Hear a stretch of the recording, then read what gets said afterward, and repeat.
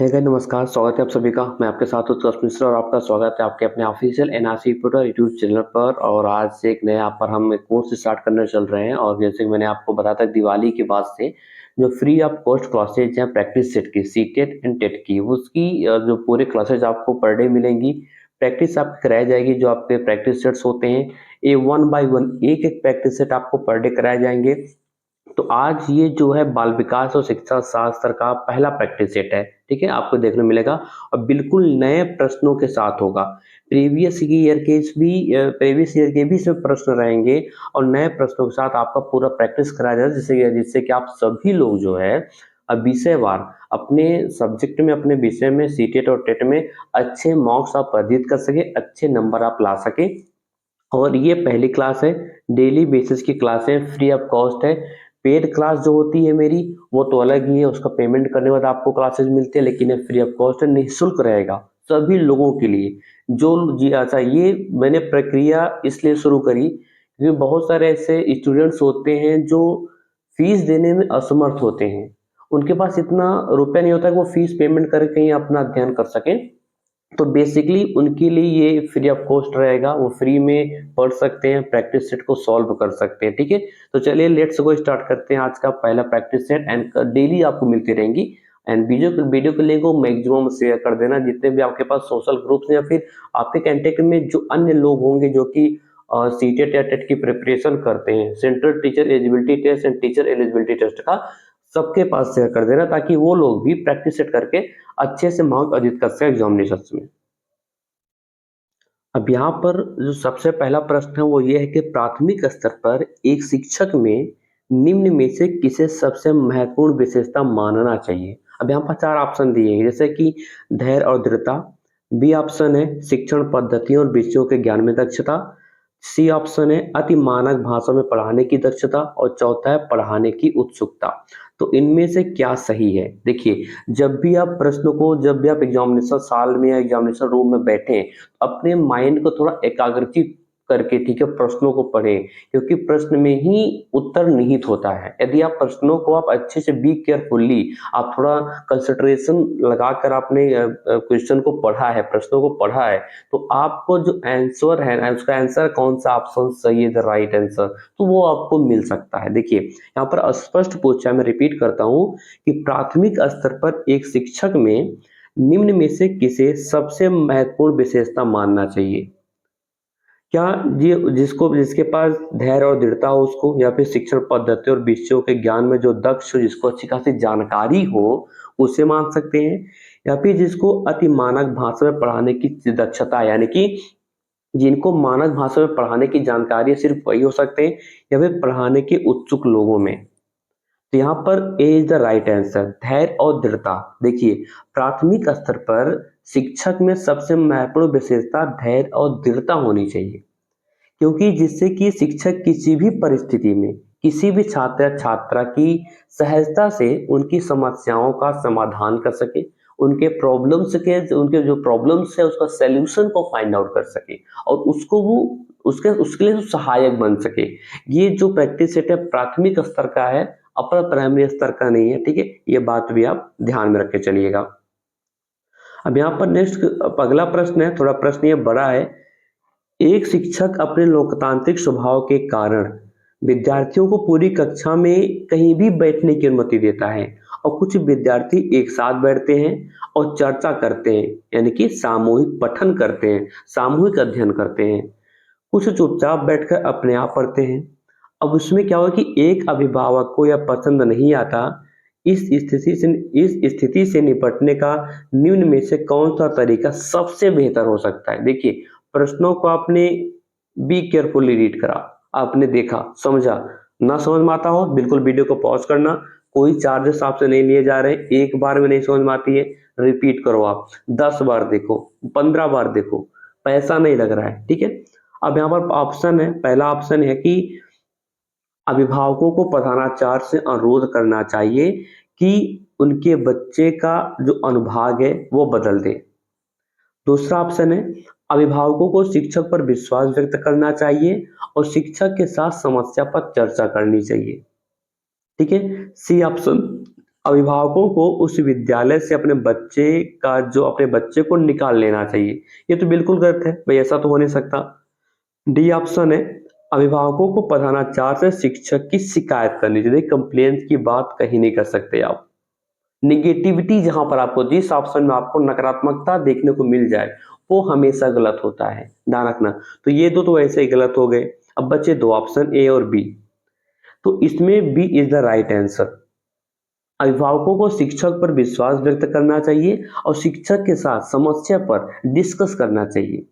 यदि कोई शिक्षक अपने लोकतांत्रिक स्वभाव के कारण अगर छात्रों को पूरी कक्षा में कहीं भी बैठने की अनुमति देता है, जिससे कि कुछ छात्र एक साथ बैठते हैं और तथा चर्चा करते हैं और कुछ सामूहिक अध्ययन करते हैं और कुछ लोग जो चुपचाप बैठकर अध्ययन करते हैं, पढ़ते हैं, तो इस स्थिति में छात्रों के बैठने पर किसी अभिभावक को परेशानी होती है या उन्हें ठीक नहीं लगता, तो सबसे पहले शिक्षक से बात करनी चाहिए और शिक्षक पर उनको बिल्कुल विश्वास व्यक्त करना चाहिए। B is the right answer. अच्छा, सीटेट में एक बड़ी बात आपको एक ट्रिक बता दूं। सीटेट में एक ट्रिक है ना कि जिस प्रश्न का जो ऑप्शन सबसे बड़ा हो वही सही होता है। यही बात आपने, जो भी आप जब भी कभी आपको लगता है कि यार आपको ये प्रश्न नहीं आता, आप समझ नहीं पा रहे हो क्या गलत है, क्या कौन सा सही है, नहीं आपको समझ में आ रहा है, देख लेना कि जिसका ऑप्शन सबसे बड़ा हो वही सही होता है। तीसरा प्रश्न है कि वह अवस्था जब बच्चा तार्किक रूप से वस्तुओं व घटनाओं के विषय में चिंतन प्रारंभ करता है। तो यहाँ पर पहला ऑप्शन है औपचारिक संक्रियात्मक अवस्था, पूर्व संक्रियात्मक अवस्था, मूर्त संक्रियात्मक अवस्था या फिर संवेदी प्रेरक अवस्था। अब ये आप मुझे कमेंट करके बताना कि ये जो अवस्था है इसको विभाजित किसने किया था, किस साइकोलॉजिस्ट ने, किस मनोवैज्ञानिक ने इसको जो है विभाजित किया था, ये किसका सिद्धांत है। ठीक है, आप कमेंट करके जरूर बताना।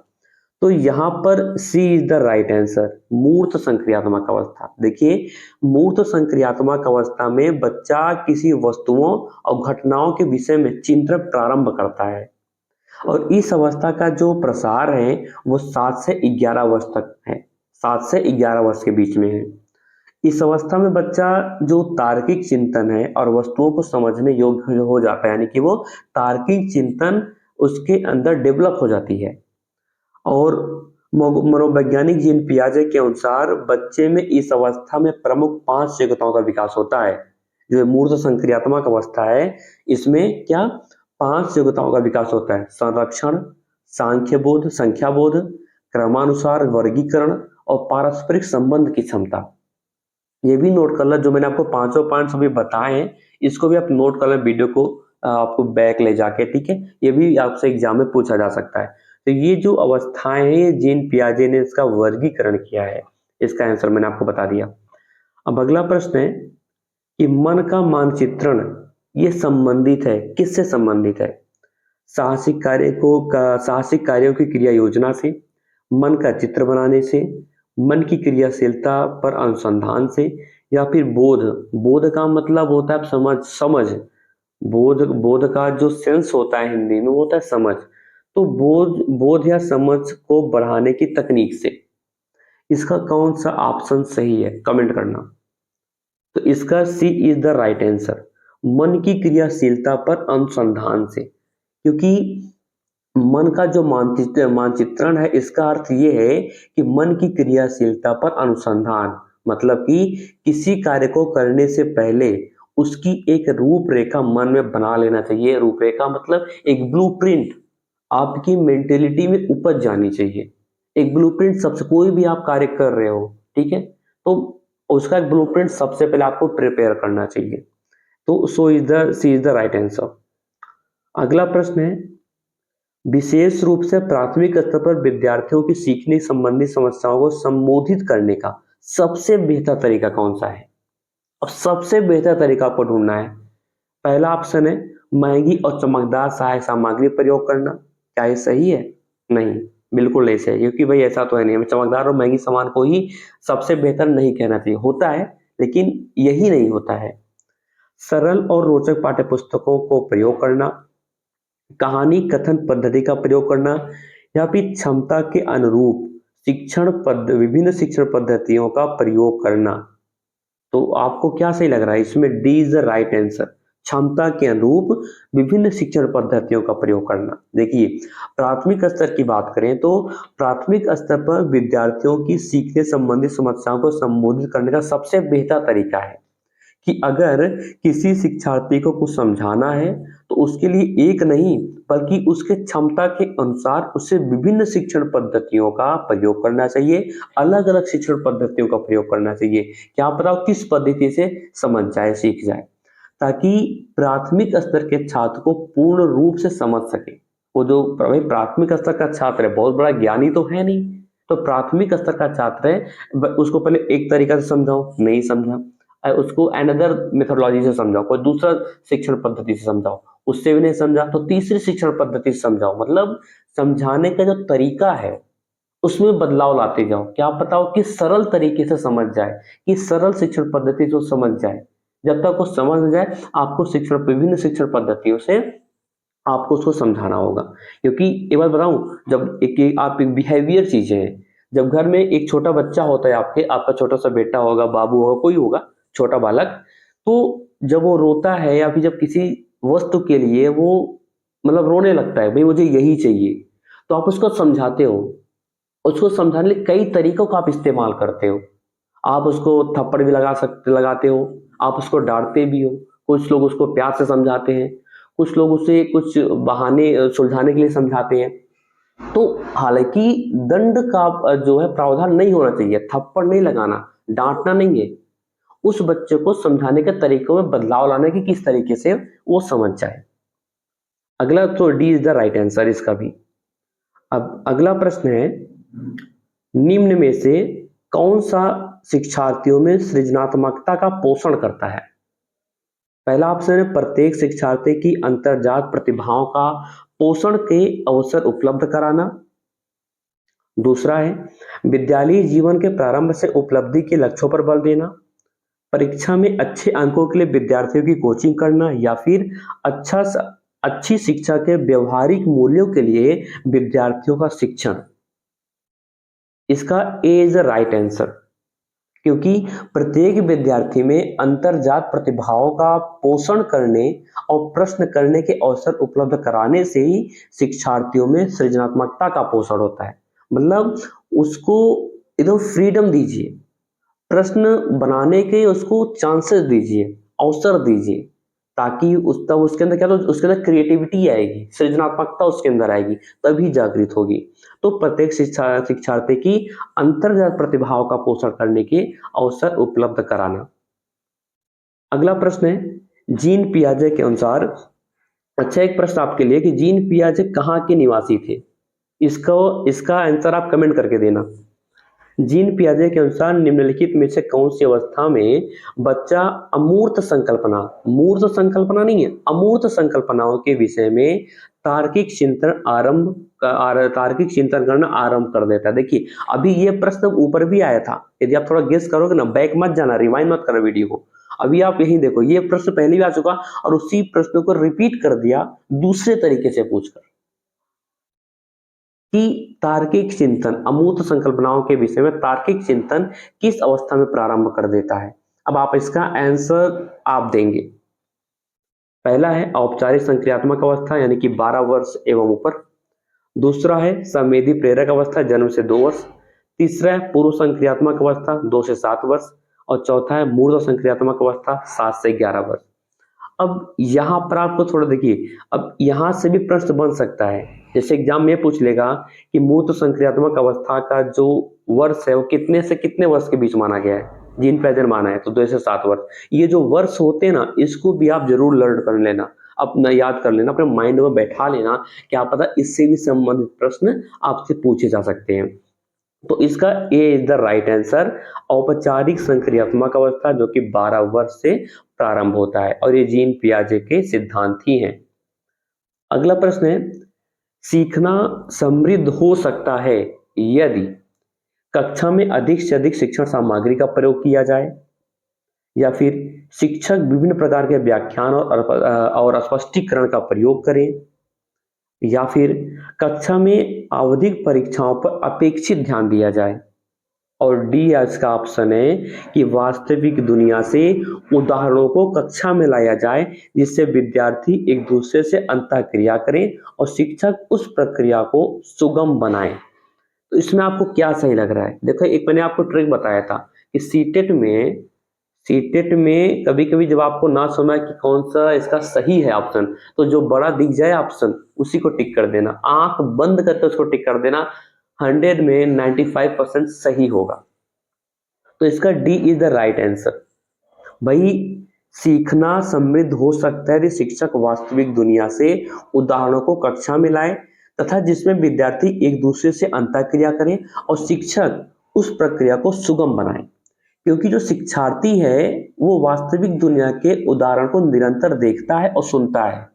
इसलिए अगर शिक्षक वास्तविक दुनिया के उदाहरण को कक्षा में लाएगा और समझाएगा तो शिक्षार्थी को समझने में बिल्कुल सरलता होगी और उसके दैनिक जीवन से संबंधित ही वो उदाहरण को उठाए और बच्चे को समझाए, वो और अच्छे से समझेगा क्योंकि वो उसके सामने दिन प्रतिदिन उसके साथ होता है, उसके सामने होता है। अगला प्रश्न है, विशेषता नहीं माननी चाहिए। सीखना एक व्यापक प्रक्रिया है, सीखना लक्ष्योन्मुखी होती है, अनअधिगमक भी सीखने की प्रक्रिया है, या फिर शैक्षिक संस्थान ही एकमात्र स्थान है जहां अधिगम प्राप्त होता है। अब देखिए, आप बताइए इसका कौन सा ऑप्शन सही है? विशेषता नहीं मानना चाहिए। भाई, सीखना एक व्यापक प्रक्रिया है, आप सबको पता है, बहुत बड़ी प्रक्रिया। सीखना सीखना कभी बंद हो ही नहीं सकता। गर्भावस्था से लेकर मृत्यु पर्यंत तक आप दिन प्रतिदिन कुछ न कुछ सीखते रहते हैं। तो व्यापक बड़ी प्रक्रिया है, ये हमेशा चलती रहती है। जो सीखना है अनवरत चलती रहती है, कभी रुकती ही नहीं है। चाहे आप कितनी भी बड़े हो जाओ, कितनी उम्र हो जाए, सीखना एक ये तो ये बिल्कुल, ये तो भाई ये तो विशेषता है ही। इसमें कहा है कि सीखना नहीं मानना चाहिए, तो इसको तो सीखना मान सकते हैं। दूसरा है, सीखना सीखना लक्ष्यमुखी होता है। इसमें जो भी आप सीखते हैं ना, उसका एक लक्ष्य होता है, एक टारगेट होता है, एक एम होता है। तो कुछ भी सीखने का एक लक्ष्य होता है, तो ये भी सही है। अनअधिगमक भी सीखने की प्रक्रिया है, ये भी सही है। अब इसमें डी थोड़ा इसमें संशय बना हुआ है, क्योंकि इसमें यह लिखा है कि शैक्षिक संस्थान ही एकमात्र स्थान है जहां अधिगम प्राप्त होता है। देखिए, आपको लोग कंफ्यूज हो जाएंगे कि अधिगम क्या है। अधिगम का मतलब होता है सीखना। अधिगम का मतलब, कभी आप शिक्षण अधिगम के सिद्धांत पढ़े होंगे किताब बुक, तो उसमें आपको मिलेगा। अधिगम का मतलब सीखना होता है, साइकोलॉजी, चाइल्ड डेवलपमेंट आपको मिलेगा, बिल्कुल आपने पढ़ा होगा। तो इसने यह कि क्या, अच्छा जो सीखना क्या, बच्चा स्कूल जाएगा, विद्यालय जाएगा तभी सीखेगा? ऐसा तो है नहीं। वो घर पे भी रह के सीख सकता है, समाज में सीखता है, मित्रों से सीखता है, अपने किसी रिश्तेदार के यहाँ जाता है, वहां भी सीखता है। तो दिन प्रतिदिन जहां भी रहता है, जहां भी रहे वो कुछ तो कुछ सीखता ही रहता है। तो ये इसका ऑप्शन ये सही है, क्योंकि शैक्षिक संस्थान ही एकमात्र संस्थान है जहां अधिगम प्राप्त होता है। सीखने की प्रक्रिया को विशेषता नहीं माननी चाहिए, क्योंकि सीखना एक ऐसी प्रक्रिया है कि अगर किसी शिक्षार्थी में सीखने की प्रवृत्ति है तो उसे शिक्षार्थी को शैक्षिक संस्थान ही एकमात्र स्थान नहीं है, बल्कि अपने ज्ञान को कहीं भी किसी भी अध्यापक की सहायता से प्राप्त कर सकता है। कोई एक लिमिट नहीं कि भी लड़का जो है बालक विद्यालय जाएगा तभी सीखेगा। आज के टाइम में क्या है, सबके गार्जियंस पढ़े लिखे हैं, एजुकेटेड है। लोग अपने बच्चों की पढ़ाई ना शुरू से ही घर पे शुरू कर देते हैं। विद्यालय नहीं भेजते, विद्यालय तब भेजते हैं जब वो 2 या 3 साल का, 3 या 4 साल का, 5 साल का मिनिमम हो जाता है तब। लेकिन 5 साल के पहले ही वो अपने घर पे ही बच्चों को ABCD 1 2 ये सब नॉर्मल चीजें तो सिखाई देते हैं, जो थोड़े से भी एजुकेटेड है वो भी। ठीक है। अगला प्रश्न है कि 5वीं कक्षा के दृष्टिबाधित विद्यार्थी, पहला ऑप्शन है विद्यार्थी के माता पिता और मित्रों द्वारा उसे दैनिक कार्यों को करने में सहायता की जानी चाहिए, या फिर विद्यार्थी के साथ कक्षा में सामान्य रूप से व्यवहार किया जाना चाहिए और श्रव्य सीडी के माध्यम से सहायता उपलब्ध कराई जानी। श्रव्य सीडी मतलब सुनने वाली सीडी।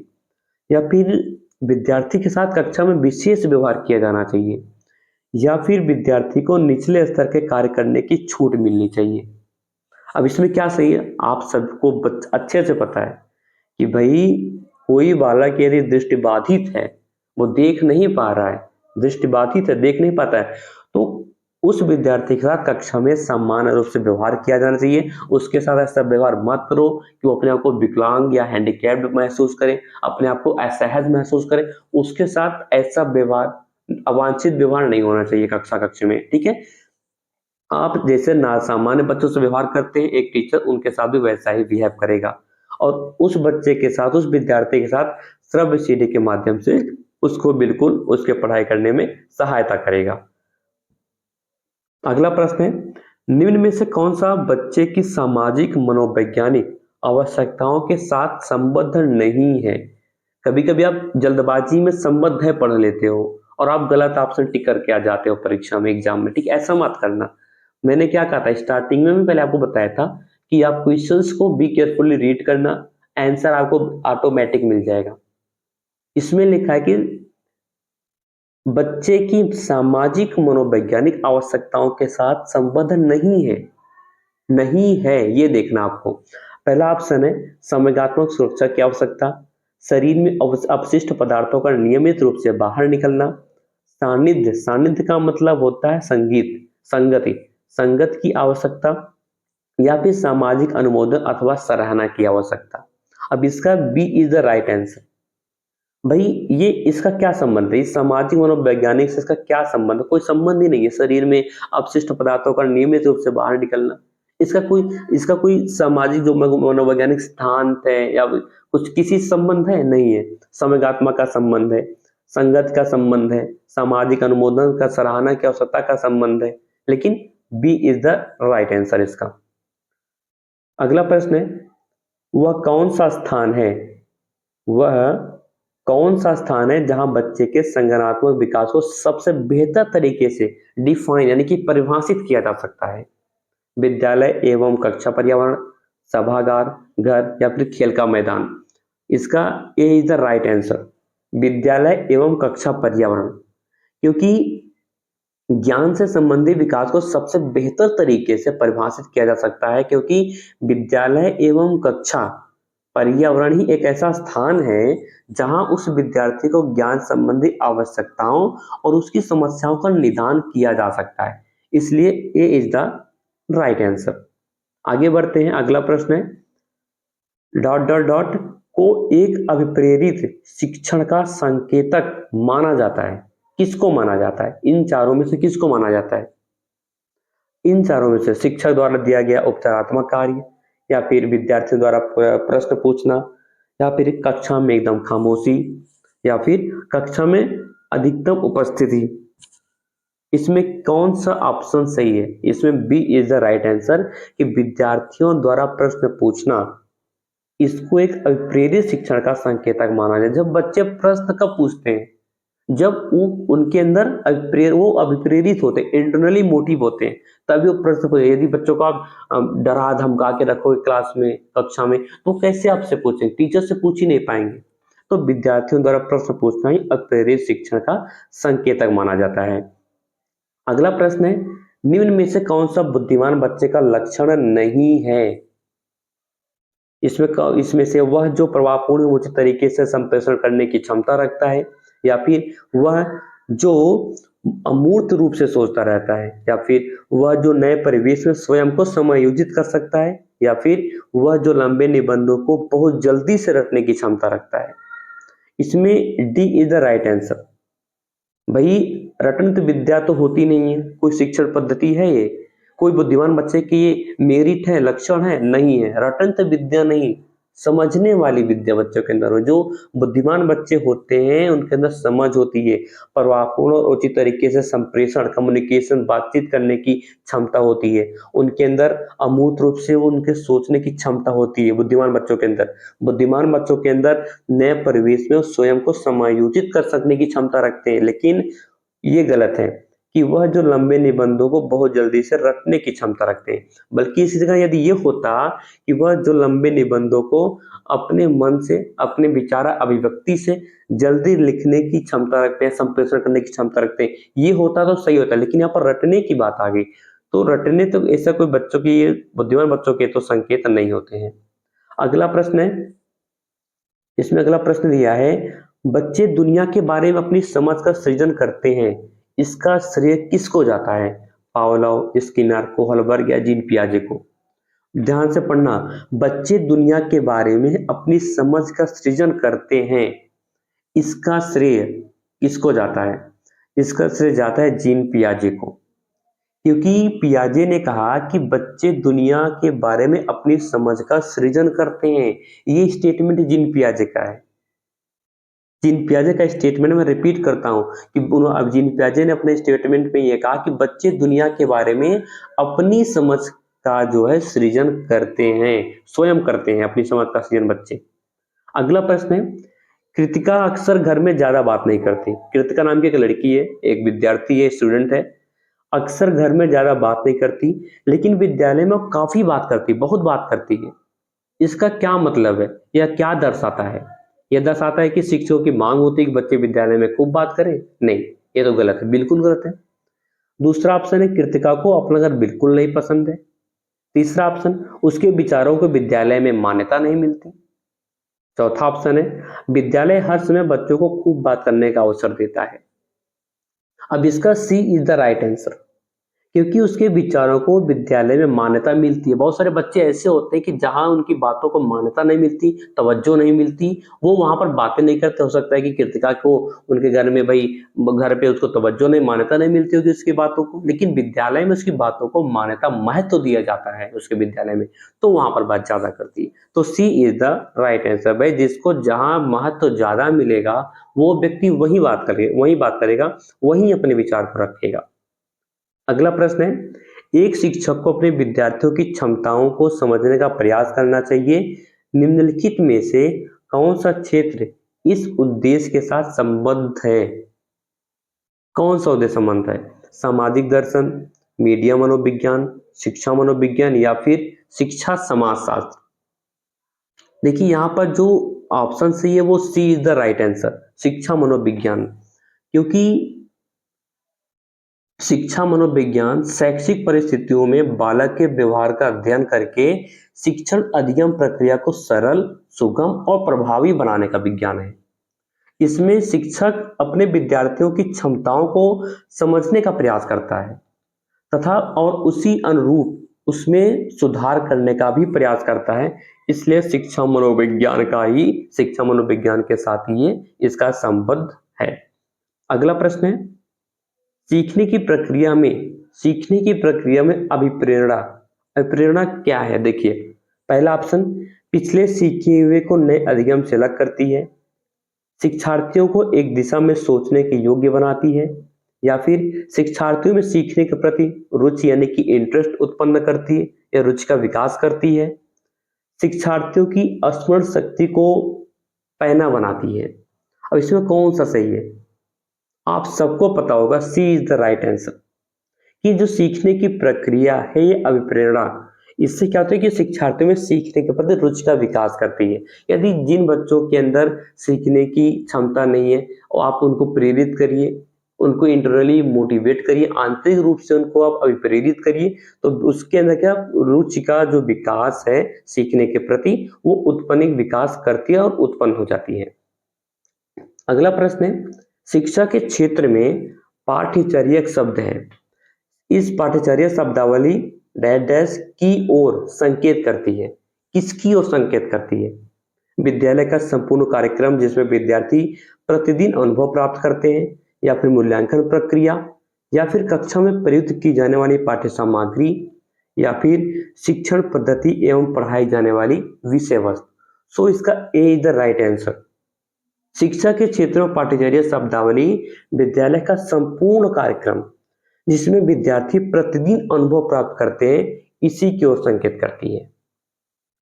अगले प्रश्न की तरफ बढ़ते हैं। अच्छा, जो पॉइंट्स, कुछ ऐसे पॉइंट्स हैं जो आपको आउट ऑफ माइंड कर रहा होगा, ठीक है, तो बिल्कुल आप कमेंट सेक्शन में कमेंट करके पूछ लेना, या फिर आपको डिस्क्रिप्शन बॉक्स में ग्रुप का लिंक मिल जाएगा, WhatsApp group and WhatsApp channel and Telegram group, ठीक है, उसको भी ज्वाइन कर लेना। आप अपने डाउट्स को वहां पर क्लियर कर सकते हो, आपको तुरंत रिप्लाई किया जाएगा टीम की तरफ से।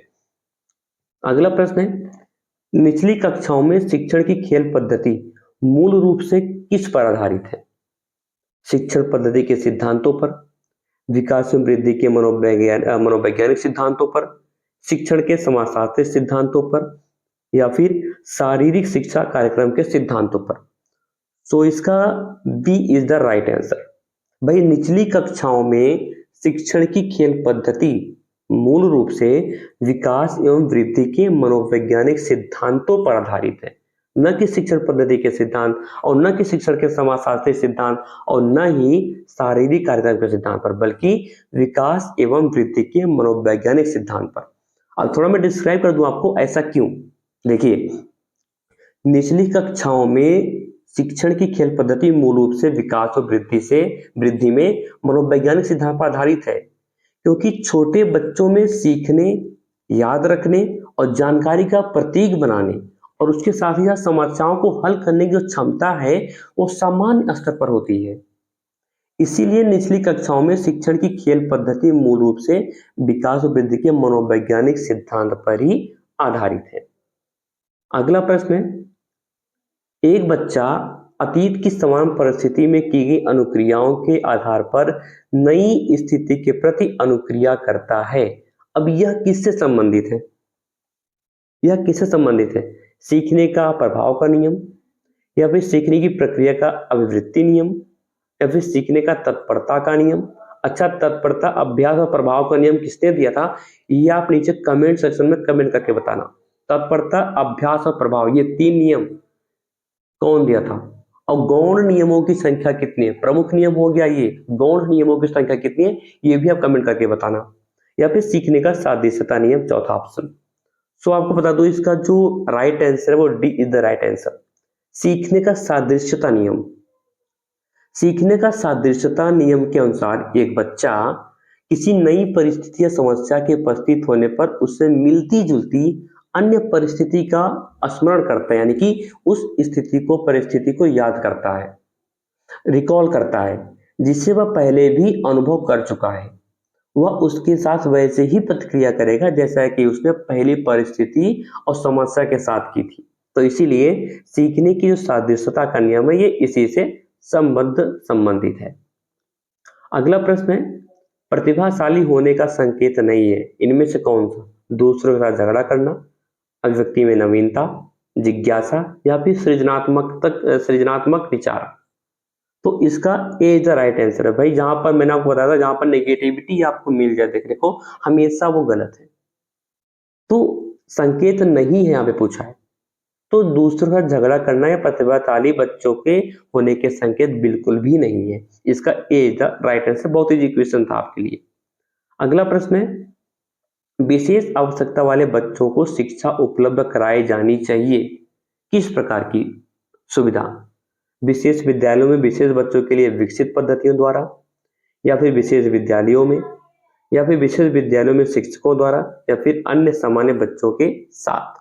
अब इसका D is the right answer, अन्य सामान्य बच्चों के साथ, जिससे कि वो बच्चा अपने को सबसे अलग न महसूस कर सके, वो अपने आप को असहज न महसूस कर सके। जैसे अब आपके क्लास में 50 बच्चों की संख्या है, उसमें से एक बालक ऐसा है, इसी में से एक बालक ऐसा है जो कि एक हाथ से वो क्या है, उसके पास बायां हाथ नहीं है, विकलांग है, हैंडीकैप है।